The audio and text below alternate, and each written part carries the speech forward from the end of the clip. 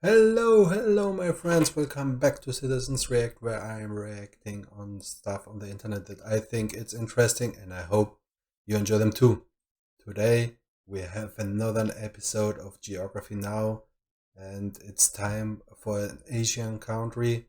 I choose for it Indonesia. I don't know much about Indonesia, only that they have many islands like Greece, and I think even more, and that there was part of the Dutch Indies back as a colony. So I don't know if they have good relations with the Dutch since then. Let's see. Let's find something out. Hey everybody, so if you don't know anything about Indonesia, basically all you have to know is that it's kind of like the Hawaii of the Muslim world, but it's like huge. It's like the biggest state, and with orangutans. And that's it, just no punchline. Let's just go to the intro song. So it sounds beautiful. Hawaii of the Islam world. Nice. Yeah, that's something I also know, right? That the majority of the people are there Islamic, and I think some are still Buddhistic. I think, yeah. I guess he will say something about it. It's time to learn geography Now! Hey everybody, I'm your host Barbie. So as some of you know, I've been to Indonesia one time on one island for like 3 hours. I ate one dish, so basically I'm like the Indonesia expert, right? Well, if not, I'm kind of like the only guy on YouTube doing full profile videos like this. So for now, you'll just have to kind of deal with me for like the next 12 or so minutes. Woohoo! Default! I trust you. Alright, so again, if you don't know anything about Indonesia, it's basically like if the Middle East and South Asia had an incredibly colorful, loud, somewhat explosive set of babies. Like thousands of them. Okay, that doesn't really help. First of all, Indonesia is the world's largest archipelago nation, located right where the Indian Ocean meets the Pacific Ocean, on the incredibly clustered set of islands, making 6 countries known commonly as Nusantara, or the Malay Archipelago. Indonesian Archipelago. Sure, whatever makes you happy. Indonesia actually has land borders with 3 of these countries: East Timor, Papua New Guinea, and Malaysia. So is there a thing between Indonesia and Malaysia? On the biggest island, Borneo, or Kalimantan, which is one of the world's only 2 triple split nation islands, the other one being Cyprus. Although technically, if you include the UN buffer zone, it's kind of like 4 entities, but the UN isn't a country, whatever, just watch the Cyprus episode. The country is divided into 34 provinces, 5 of which have special administrative statuses, with the capital and most populous city, Jakarta, located on Java, the world's most populous island with nearly half of the entire population of Indonesia in it. The largest cities after Jakarta are Surabaya, Like in Greece, 40% of the people live in Athens. and Bandung, both located on Java Island, and Medan, located on Sumatra. Jakarta Soekarno Hatta International, Bali's Ngurah Rai International in Despansar, and Surabaya's Juanda International. Now here's where things get a little speculative. Today, there are still arguments claimed as to exactly Wow, this looks really nice. And this also. Juanda International. Now here's where things get a little speculative. Today, there are still arguments claimed as to exactly how many islands Indonesia has. The National Coordinating Agency for Surveying and Mapping says Indonesia has about 13,500. The National Institute of Aeronautics and Space Agency says that it has about 18,300, whereas the Indonesian government claims about 17,500. But wherever the point is, there's a lot of them. Over 8,800 have names, and over 900 of them are permanently inhabited. You would think they are the country with the most islands, but surprisingly, Finland and Canada beat them. But a lot of their islands are kind of like boop-a-doop little islands in the lakes, so does it really count? I guess. Now let's talk For me, it's an island if it's an ocean, not in a lake. about the 5 special administrative provinces. They are Aceh, Yogyakarta, West Papua and Papua, and the capital Jakarta. Now, no surprise, the capital Jakarta acts as its own political entity. Lots of countries do that. But what about the others? First, Aceh. Aceh is kind of like the black sheep of Indonesia. Is this a palace or a mosque? It's the only province in which Sharia law is fully implemented. Also, they kind of have like a ton of oil, so yeah, they've kind of asserted a very independent ideology that sets them apart as autonomous from the rest of Indonesia. Then you have If you have the oil, you have the rights. Yogyakarta, which is the only region that is still governed by a pre-colonial monarchy. This looks also amazing. Nice. of Indonesia. Then you have Yogyakarta, which is the only region that is still governed by a pre-colonial monarchy, the Sultan of Yogyakarta, who acts as a hereditary governor. Otherwise, we get the two Papuas, which collectively used to be the province called Irian Jaya, but then in 2003 they got split into two. Basically, this is the place that has the least in common with the rest of Indonesia. It has a culture and background closer to their cousins across the border in Papua New Guinea. So then why is this part of Indonesia? Well, long story short, Indonesia was basically like, well, now that we have our full sovereignty, we get everything that the Dutch colonized. But the people of Papua were not too happy, so then Indonesia was like, all right, we'll give you a vote to stay or leave. However, we would strongly implore you to make the right decision. So they voted to stay in. A lot of people complained. There's still some current opposition, and to this day, the area has a relatively high level of autonomy, and the government kind of just leaves them alone except for when it comes to mining for resources. Oh, and the South Maluku area also kind of has like an independence dispute thing kind of going on, but the major opponents to the Indonesian government are primarily based in the Netherlands. Then you have the strange Riau Islands, which look like they should belong to Malaysia, but they don't, even though they have a strong Malay-derived culture. Then you have the Ambalat Sea Block, which has a ton of oil that both they and Malaysia argue over. So that essentially covers most of the administrative divisions of Indonesia. Some of the most notable spots of interest in Indonesia might include the National Monument and Museum, Royal Keraton Yogyakarta Palace, Ratu Boko, the Magelang and chicken-shaped churches, Borobudur, disputed to be the largest Buddhist temple in the world, Maimun Palace, the Taman Sari. Wait, back. Wow, that's incredible. I need to visit this. I need to go there someday.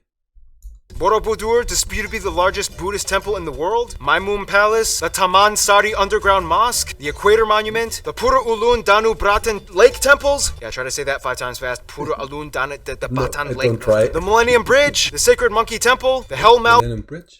Pura Alun Danat the Batan Lake, the Millennium Bridge, the Sacred Monkey Temple, the Hellmouth or Elephant Cave, the 7-story pagoda of Cebu, the smoked mummy villages of Aikim and Jiwika in Papua. Or if you're lazy, you can just go to the Taman Mini Indonesia Indah Park, which kind of has like a bunch of replicas of all the famed sites in Indonesia. Oh, and keep in mind, there's Dutch colonial style buildings all over, too many ancient temples and pagodas to list. And no matter how many buildings and landmarks are built, they will never compare to what Mother Nature has done. Which brings us to...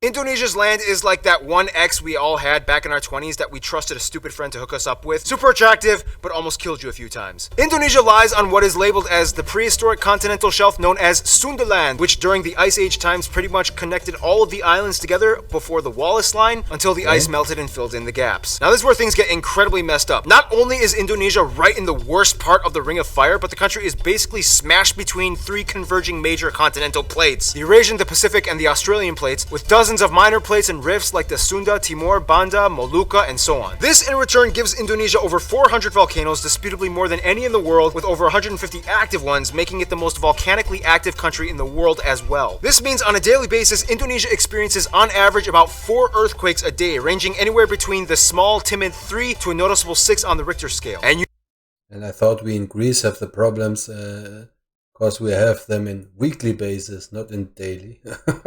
Okay, wow. And 3 and 5, that's a lot. You never know where or when they will happen. Impressive. Nonetheless, volcanoes can be a good thing, especially when concentrated close to the equator, as the warmer, humid climate allows moisture and minerals to coalesce, creating some of the most fertile land on the planet. This is why places like Hawaii and Iceland are so radically different despite both being volcanic islands. In the end, Indonesia got blessed with a flourishing abundance of flora and fauna, the second highest concentration in the world after Brazil, many of which being endemic species like the Rafflesia arnoldi and the Titan arum, the largest flowers in the world, which each smell like rotting corpses. And at over 180, they also have the highest concentration of mammals out of any. Are they everywhere, and everywhere it smells like this, or it's only in a specific region? Anywhere in the world. Nonetheless, the national animal is actually a reptile, the largest in the world at 3 meters long, the famous Komodo dragon, which you can finally a country which not have an eagle. find a bunch of on Komodo Island, which is where they get their name from, and they can kill people. Just a heads up. And the surprisingly not national animal, even though everybody knows and loves them, the only great ape in Asia, orangutans, are only found on this archipelago as well. By the way, they look docile and quiet, but orangutans can rip off your arm if you anger them.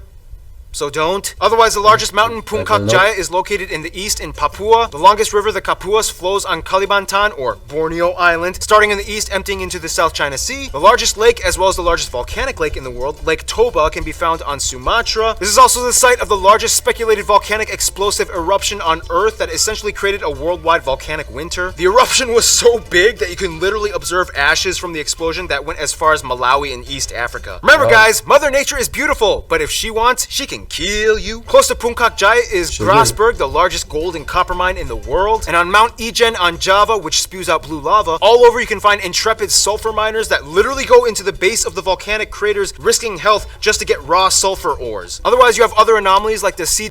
Wow, that's really dangerous and it's really toxic, I guess, to... That's... wow.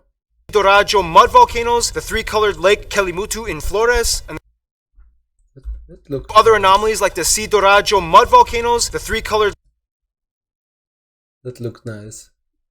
Lake Kelimutu in Flores, and the Kakapa It would be interesting how it got these three colors.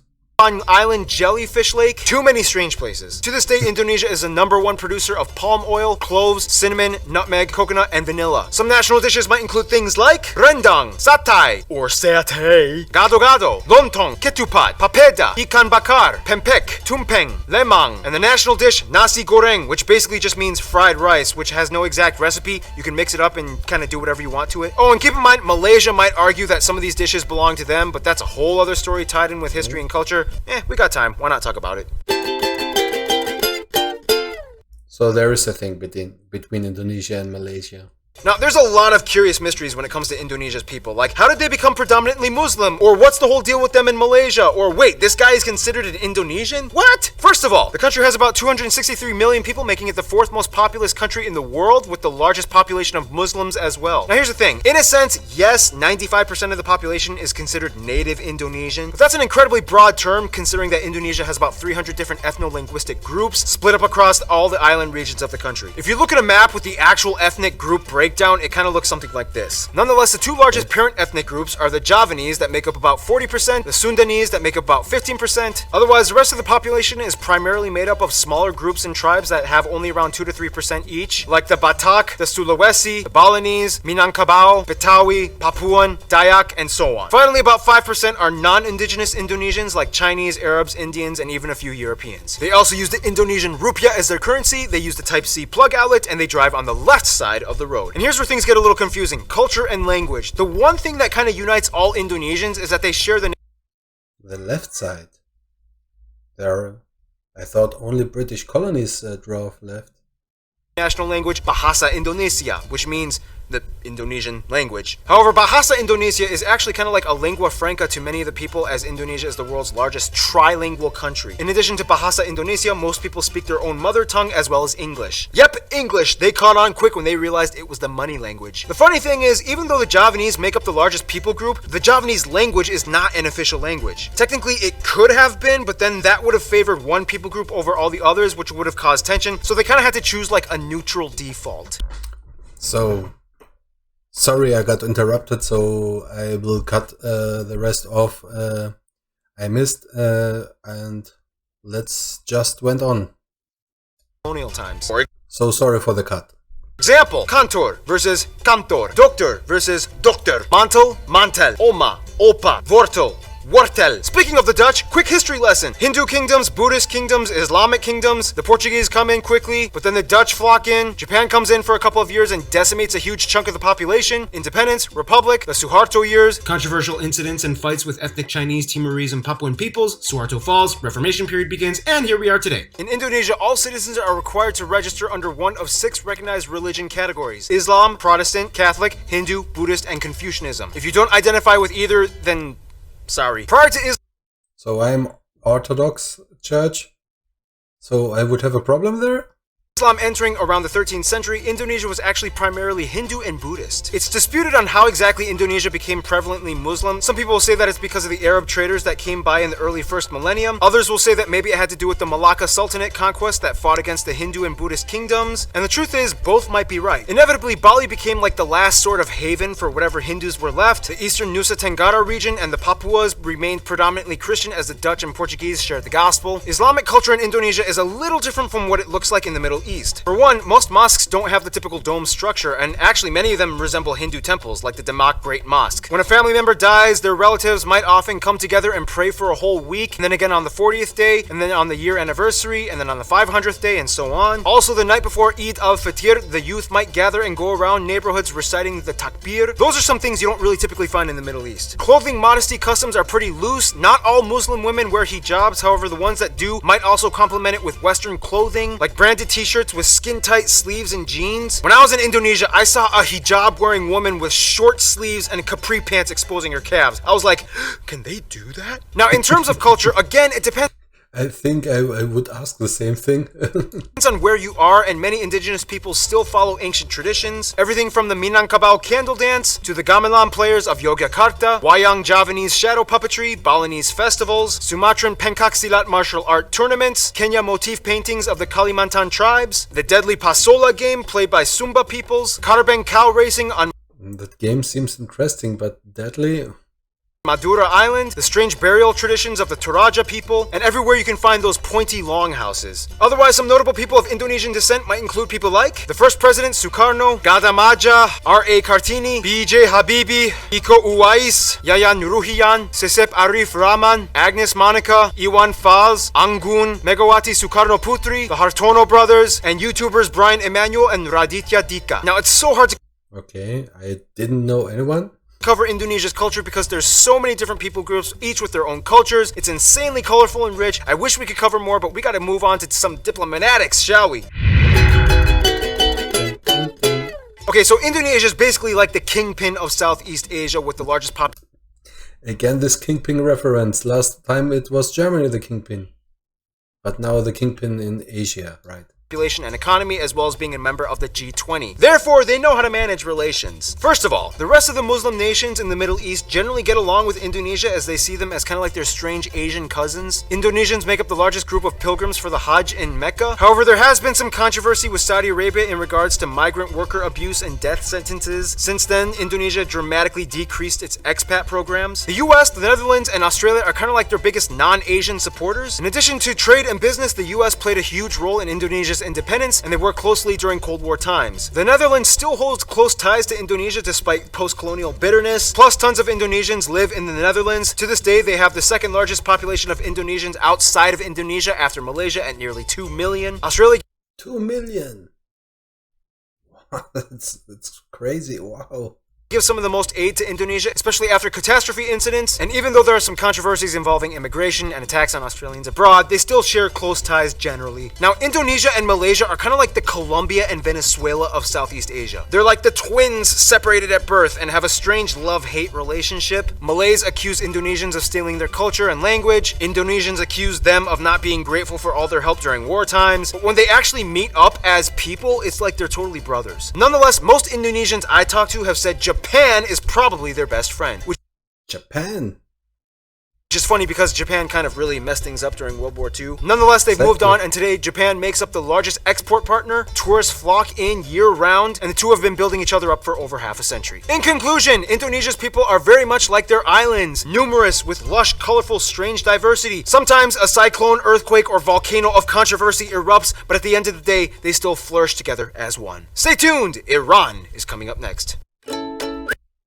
Oh, that was really, really educational again. I really like this format. I learned so much things. Indonesia seems like a colorful country with many different things.